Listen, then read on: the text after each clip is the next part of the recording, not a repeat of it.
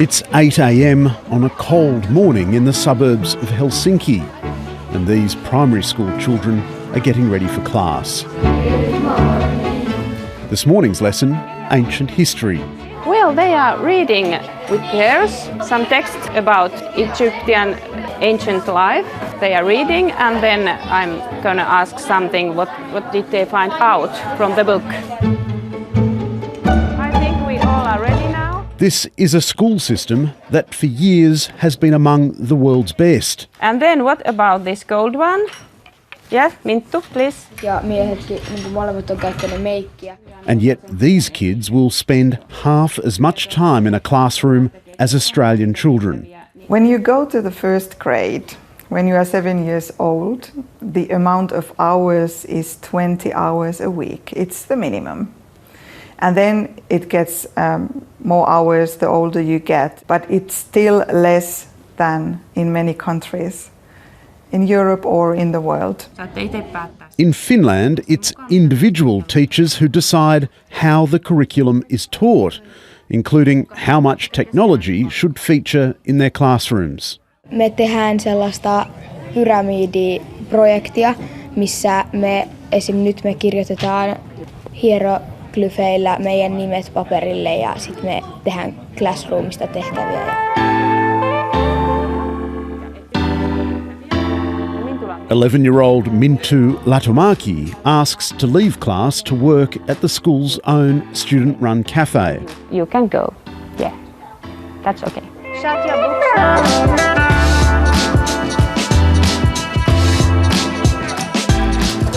Hello. One cake for the cameraman, one cake for me, and 2 coffees. How much is it? €2 and 60 cents. How much change? €2 and 40 cents. Ketos. Perfect. Is there a tip jar? Do you have tips? No tips. Okay. In Finland, school lunches, like books and excursions, are free. The kids select what they want, sit down with their friends and teachers to eat before they clean up after themselves. The children rug up again to play outside. Some play a raucous version of soccer, some play basketball, while others wait for the hockey rink to open. There are plenty of options for bad weather days too. The facilities in this school are just amazing. Outside we saw an ice skating rink, and in here where the kids can play at lunchtime, there's a ping pong table, a pool table, and in here for the cold winter days they've got a room full of beanbags and couches, and there's even a PlayStation in the corner. It seems like it's such a rich school, you must get more money than other schools. No, we don't. It saves money for everyone, actually. They take and borrow books. In Finland, schools are not allowed to raise private funds or to charge fees from parents. All schools are equitably funded from taxation. And in our system, everything is free for the students, actually. We don't collect any money from the parents. We want our schools to be equal and have the equal opportunities to arrange the education. So therefore also the finance system need to be equal and treat equally all the schools. Ja sitten tuossa tulee 16. Minttu Latomaki's older brother Levi is in year 7, and this afternoon he's got maths. We have like the last chapter before we have the next exam. There are regular exams in Finland, but the results of these tests are not published and shared. We have national tests, but the big difference is we don't compare schools that this is not good school, this is bad school. We just use the information that we evaluate ourselves.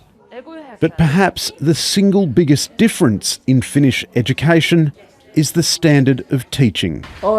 Levi's maths teacher, Una Arnes, speaks 5 languages and has postgraduate qualifications. So every one of us, we have to have a master's degree to be teachers. So like, for example, me, I'm math and chemistry and physics teacher. In Finland, a career as a teacher is highly sought after.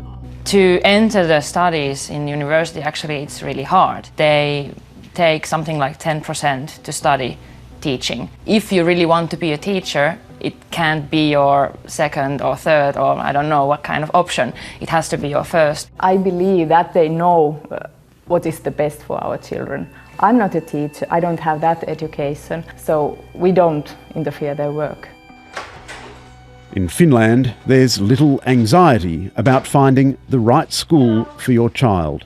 We trust that they have very good school, so we don't need to do any research work or... I think that is not a question in No. Finland. Finland is a vastly different country with a tiny, homogenous society.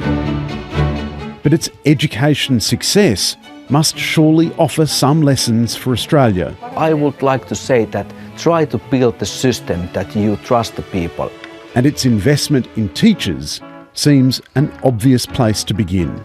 The society respects the teachers. It means also the parents respect the teachers and they don't question the teachers. And that's in Finland a really huge thing.